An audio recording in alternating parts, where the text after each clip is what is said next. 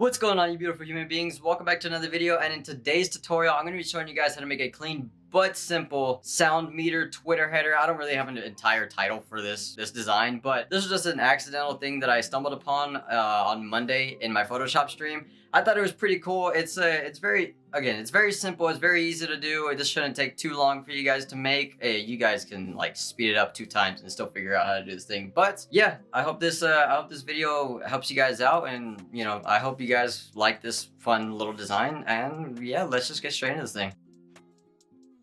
Alright, now that we're here on Photoshop, this is what I'm going to be showing you guys how to create. I'm going to be trying to go a little bit faster, but this should also be a little bit shorter because this is a lot easier. But here's what we're going to be creating for today. So, as always, go to New, 3000 by 1000, not 30,000. That was a massive mistake. We're going to open that.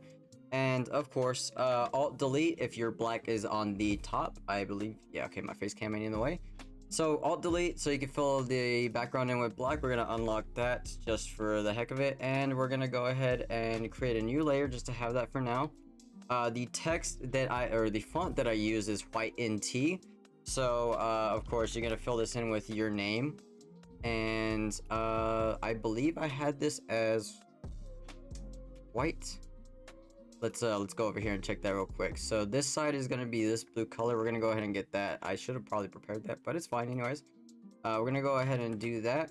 You can either do your whole name as one color if your name is like one segment. If it's in 2 pieces, you could do this, or you could just split your name in half, do it all one color. It's completely up to you. We're going to do it like this for now though. We're going to go ahead and center this. We're actually going to go here and put our grids just in case so we can get everything right. You don't want the text too big. I feel like it looks a little bit more simplistic as small, so I think we're gonna go about 30. I think that's good. We don't want to take up too much space with the text. All right, so with that done, that's pretty much all we need for that. For now, we'll come back to the text and fill it with the gradients. And now you're gonna want to add the box to the left just to take a little bit of space from on the design. We actually should probably switch this. We're gonna get this color code. The hex code that I'm using right here for this design is 00FFD8. If you guys would like to follow the same color scheme, you can always do the same color scheme and then use a hue saturation. We'll get to that when we're at the end. And then you're gonna Alt-Delete to fill that in.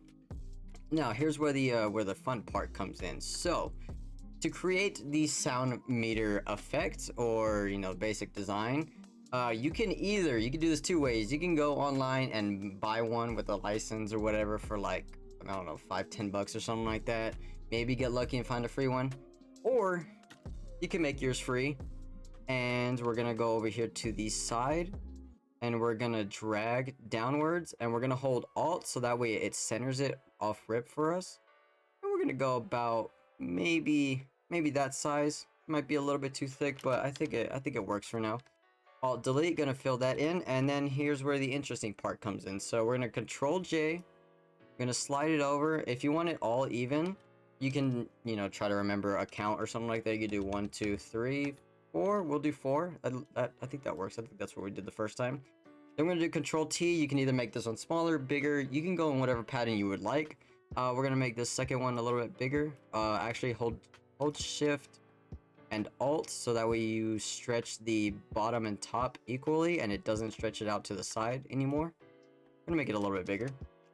I think that works. And now we're gonna Control J again, Shift T, and do the same concept. We're gonna make this one a little bit smaller there, and then we're just gonna rinse and repeat and do it however we like. I'm gonna fast forward since you guys should already get the basic concept of this, so you guys will see what I get after I add a few more. So in 3 2 1. All right, and with that done, I think we're just gonna go with 6 for now for the middle section. I think that looks pretty good, honestly. I like the variety we have of the different sizes. And one other thing, when you're resizing them, of course, whenever you hold Shift Alt, you can match them together. Usually, so if I do Control H, you can match them with whatever size you want. So you can keep a consistency within the sizes.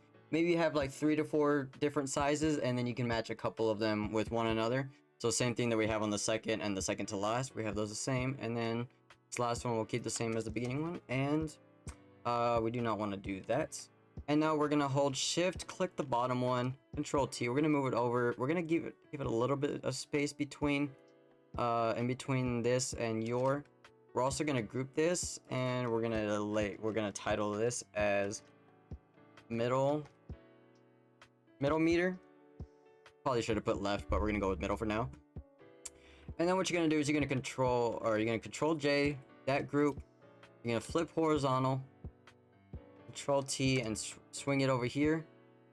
And let's see. Actually, we're gonna backtrack a second. What we're gonna do right here is we're actually gonna select both of these groups. We're gonna control J. We're gonna bring these down here and hide them just in case we need to go back and make a correction or anything like that.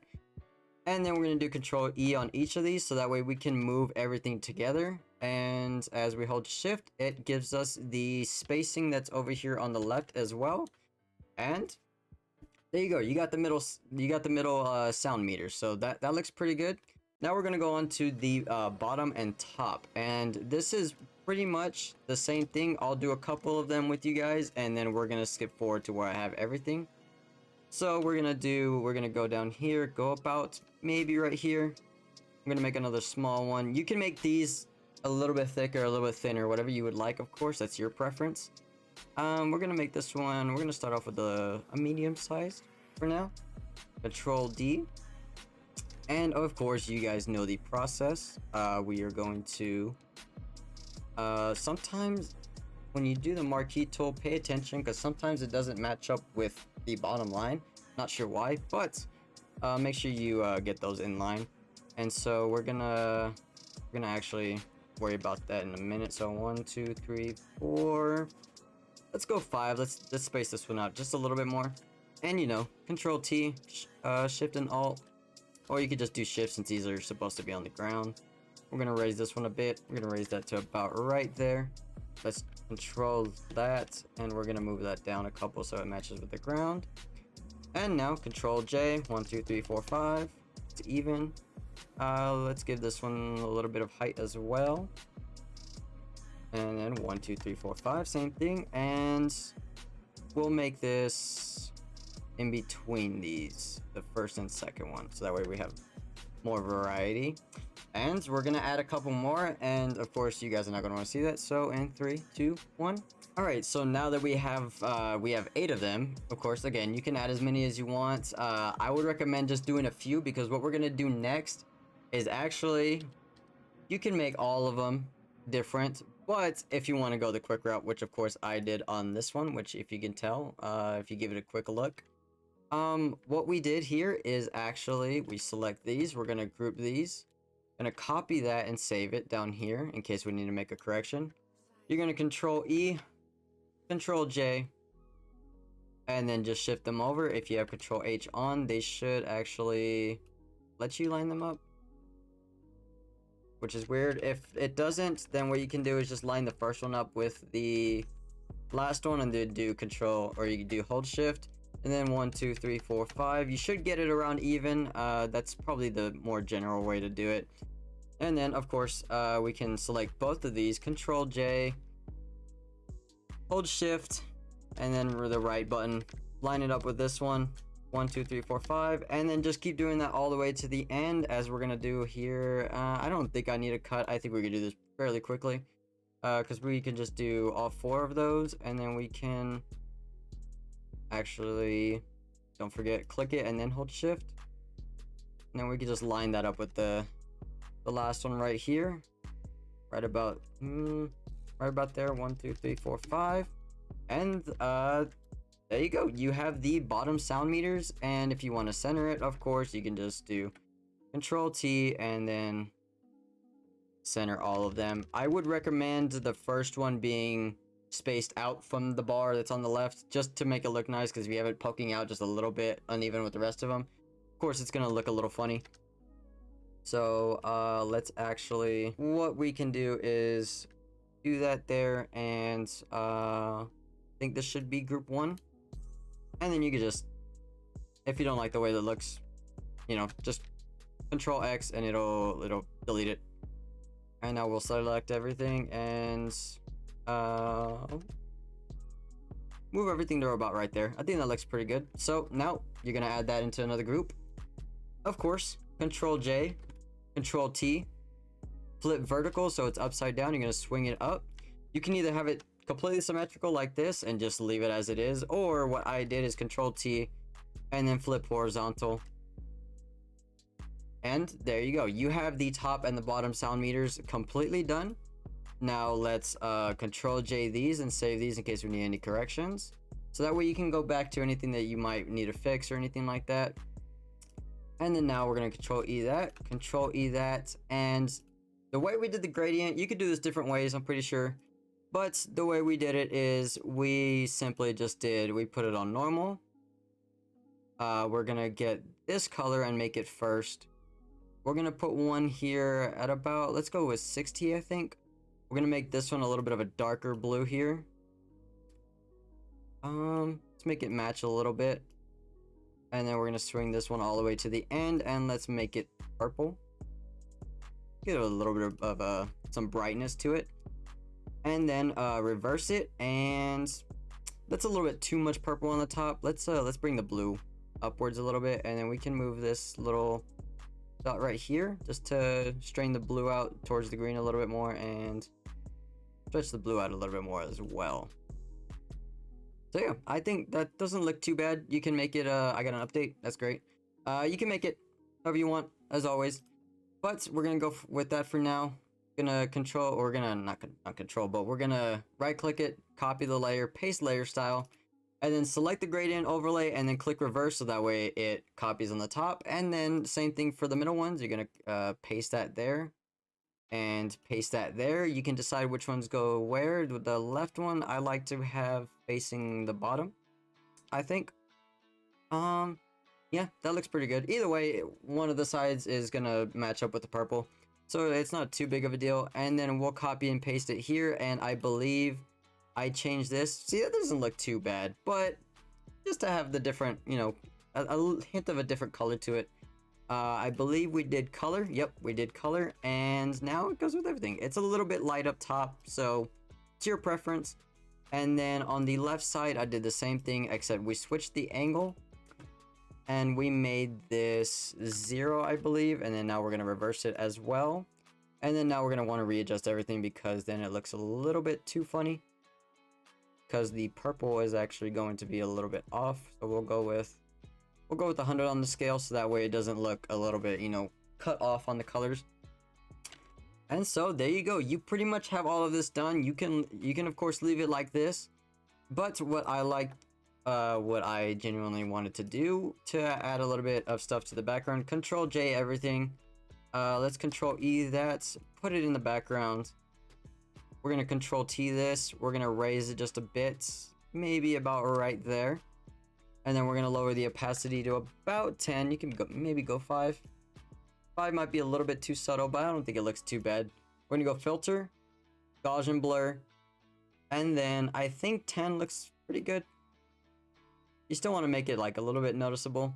I think 7 to 8 is pretty good. We're going to do that, and also make that a smart filter. I forgot to do it, but we're going to leave that as is. And then this isn't necessary. I just thought it might have added effect to it. I added 25 noise to the background just because, why not?